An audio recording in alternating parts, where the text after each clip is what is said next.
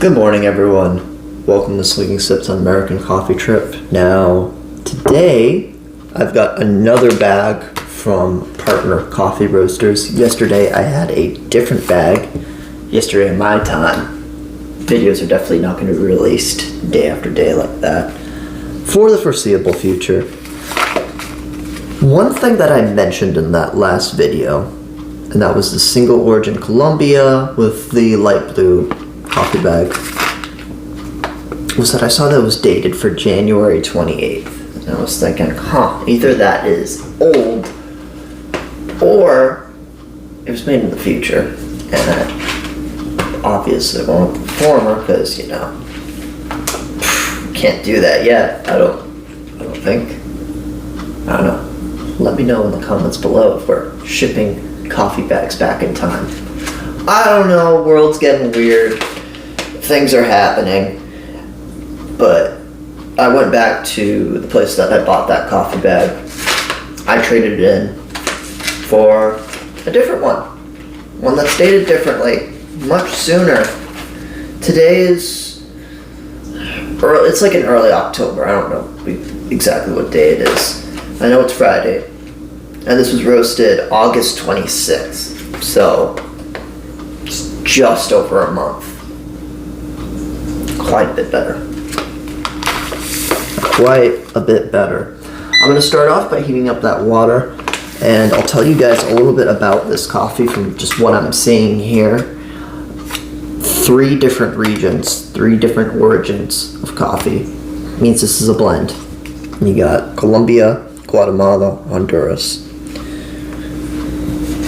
Blends. What do I have to say about blends?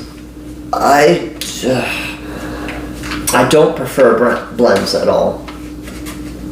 I've had a lot of bad experiences with blends, but I've also had a lot of bad experiences with single origin coffees. I think what I gotta say about it is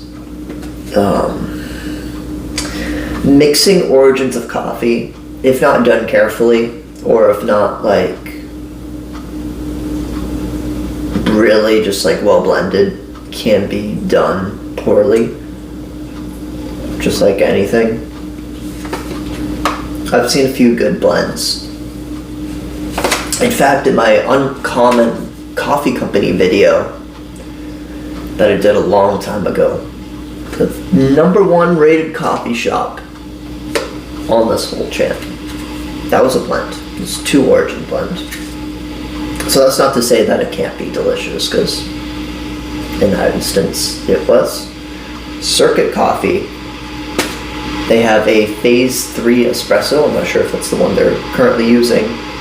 Actually follow them on Instagram. They're doing some pretty interesting stuff lately. I've been catching up with a new space that they're building. They're going to be doing some coffee roasting in, which is really cool. Partners, still, I don't know much about. I've never been there before. It's something I'm going to have to do in the future when I start really touring New York City. Got tasting notes of milk chocolate, toffee, and dried fruit. And so I'm going to get into with that. Open this bag up. Oh, that's right. Skizzers! I need skizzers.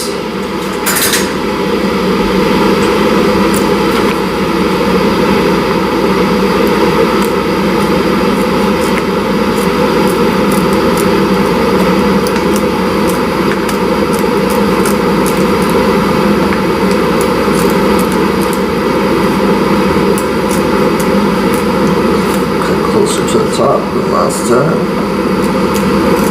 Oh. There you go. Oh.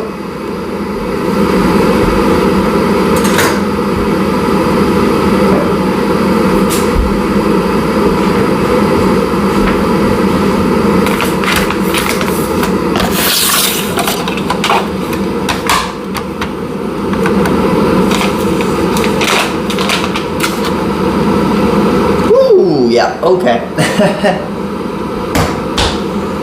You can smell it immediately. If coffee is, coffee's too old.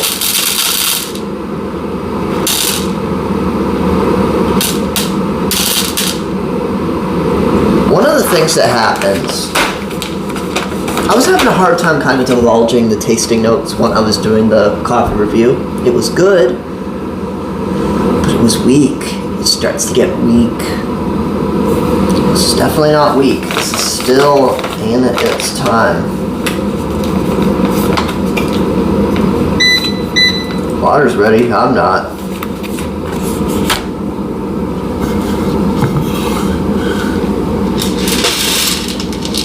This up. That was 20.3 grams of coffee.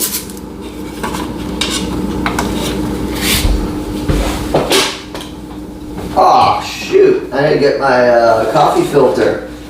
Hold on. Get my coffee filter. Usually I have this stuff ready before the video starts, but this time I didn't.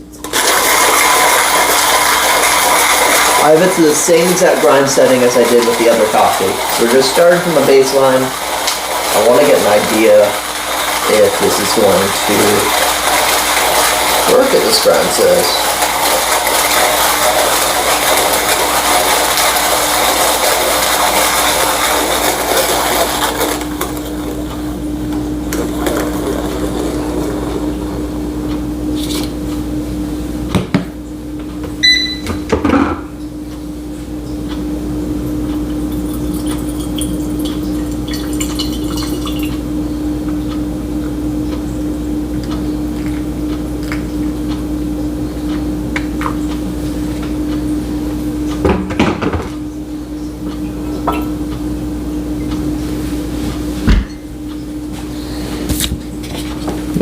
Crease.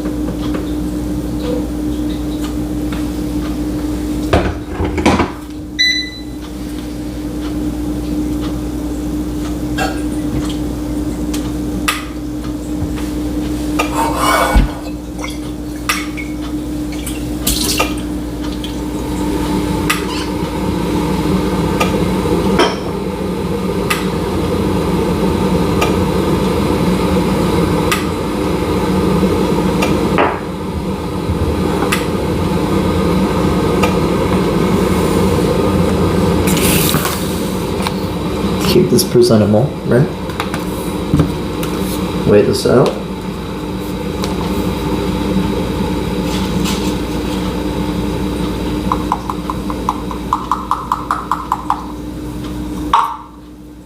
Right now I'm working a temp job at the Vermont Country Store here in Vermont. Rockingham, Vermont, as a matter of fact.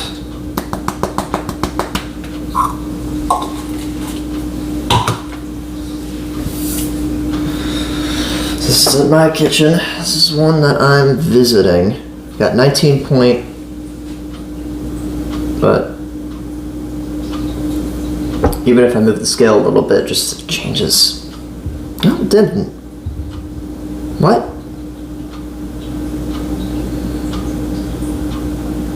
$19.3 grams. It's the final output. Zero that out. Shake it.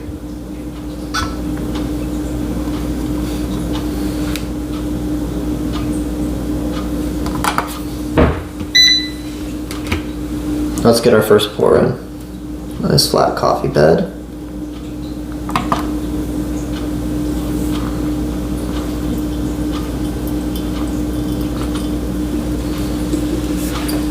Been a little bit past 50 grams, around like 54 grams for that first pour.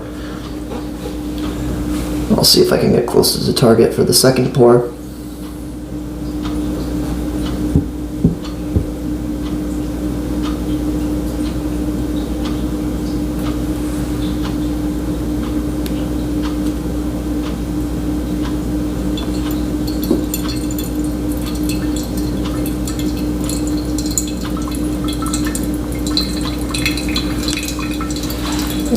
on the dot, almost on the dot from how I screwed up in the first pour, which will be alright.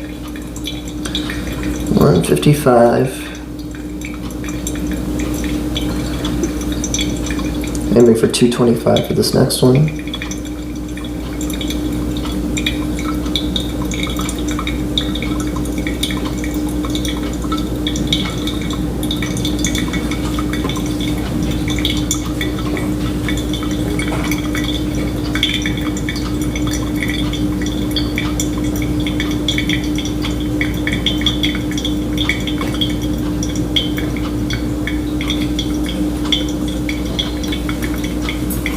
Final pour, 1 minute 30.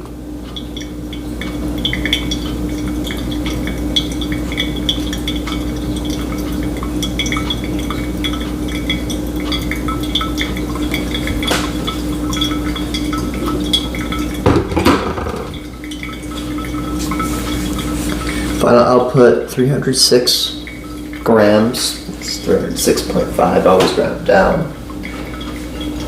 With a dose of 19.3 grams. Let's call it like 19.5. I like nice round numbers. So say 19.5 at 305.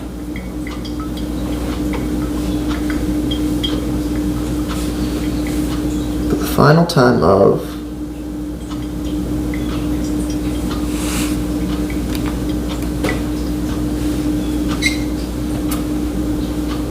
2 spilled out there.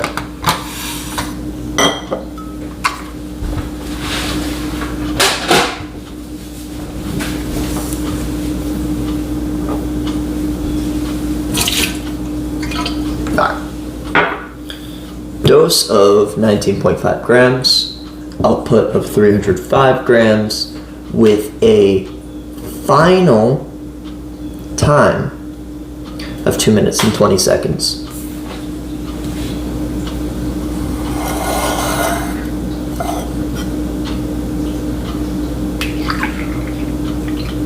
I always tilt my head with the brewer. Just force it out a bit. I bet a lot of you out there who love brewing coffee do the same thing.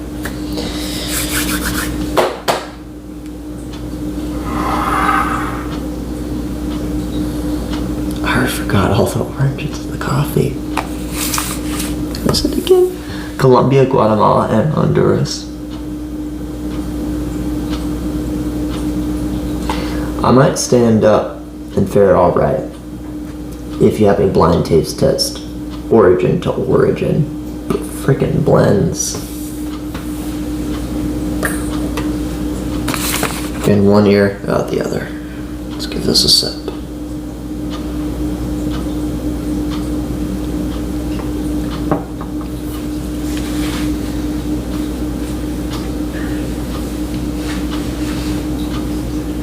Just cool down a little bit.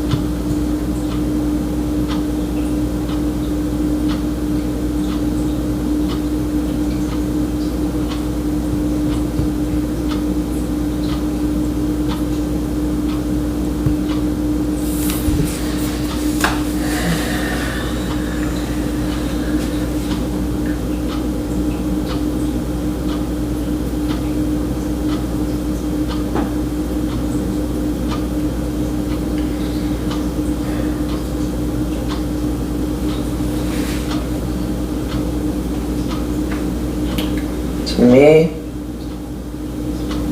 that kind of clashes.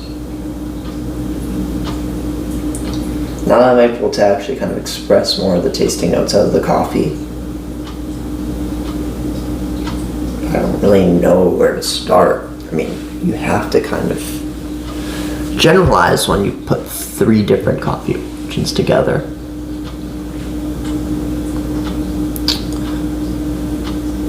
Oftentimes when I've had good blends, they've been a blend of 2 different coffees with contradictory tasting notes. One may have tartar or acidic tasting notes, the other could have sweeter, more chocolatey tasting notes. And you could do like a mandarin orange chocolate type of mix. I mean, that's kind of an example that I'm coming up with.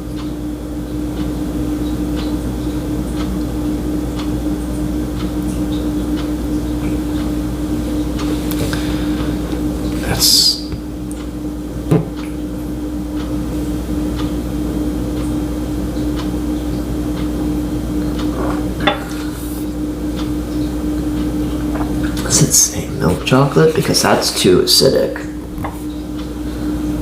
to be getting something like that. The dried fruit toffee.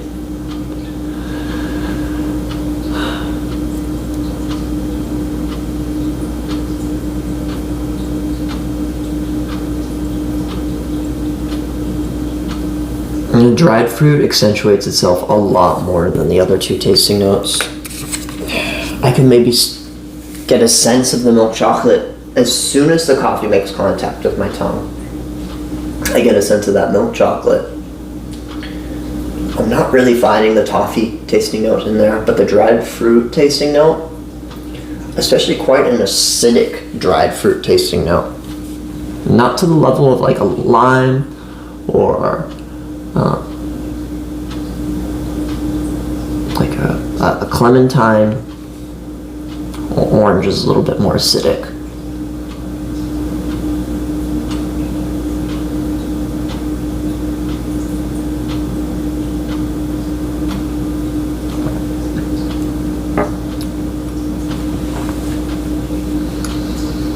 Now that dried fruit is hitting earlier,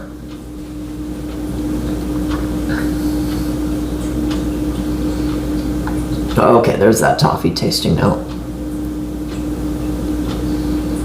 When it starts to get down to a pleasant drinking temperature, you start off with a really short burst of the milk chocolate, which is quickly overpowered by dried fruit. Fills your whole mouth, and then you're left with kind of a toffee aftertaste as it smoothens out.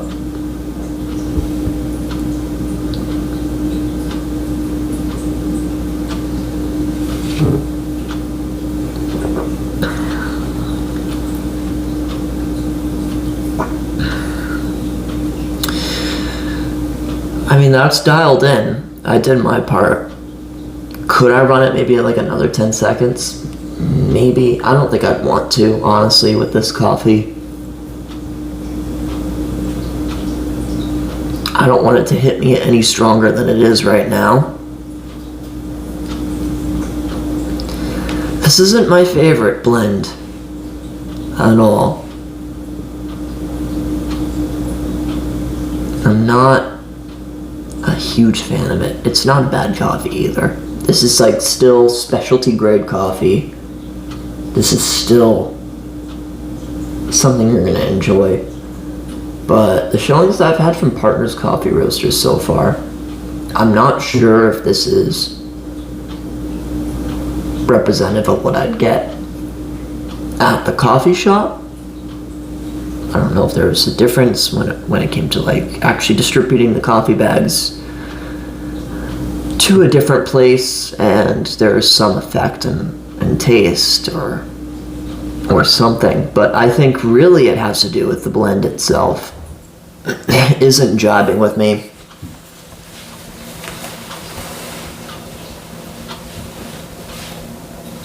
I usually pick single origin coffees to review over blended coffee, but I wanted something that was in date or as close to it as I possibly can. Just over a month is,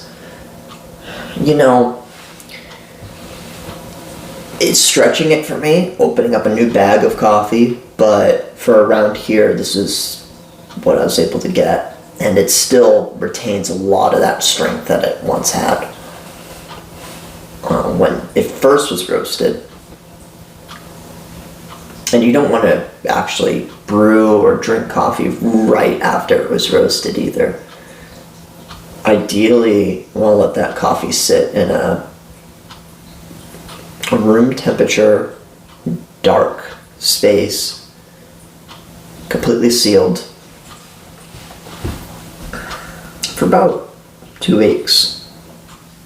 I'd even go like a week and a half. And then I would open up that bag of coffee and give it a shot. Don't get me wrong, this is a good cup of coffee.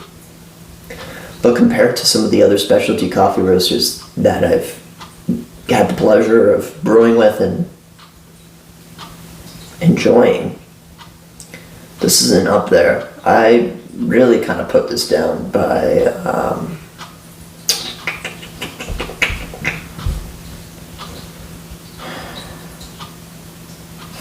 hold on one sec.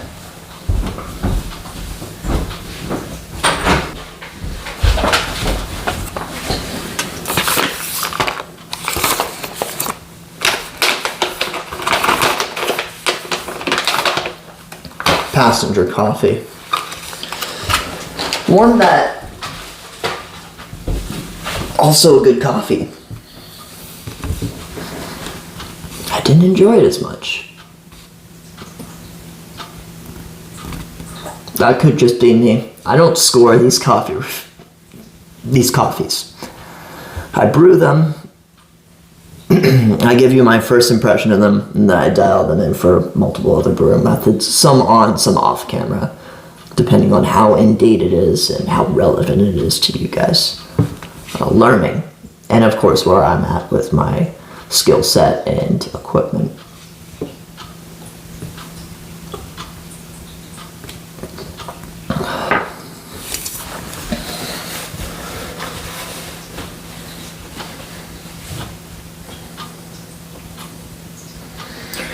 One thing I'm noticing too, as the coffee cup cools down, I'm noticing that stone fruit tasting note is getting weaker and weaker in favor of the sweeter tasting notes. And that's pretty nice. That's pretty interesting. I almost find more interesting than the coffee tasting notes or how they express themselves in the moment themselves is the progression of it over time. As the coffee starts from a hot place where you've just extracted it to 2 minutes later, 5 minutes later, maybe even 10 minutes later, when that coffee cools down, the way the tasting notes express themselves change. That affects your palate a little bit differently. They're the same, but they have different prominences. Well, I think that's all I have to say. I've dragged this out basically as long as I possibly could to try to talk about this coffee. Let me know what you guys think in the description below. Is partner coffee something that you would recommend? I'll be reviewing it at some point. I'm not sure when, but let me know in the description below. With that being said, guys, I will see you in the next video. Bye-bye.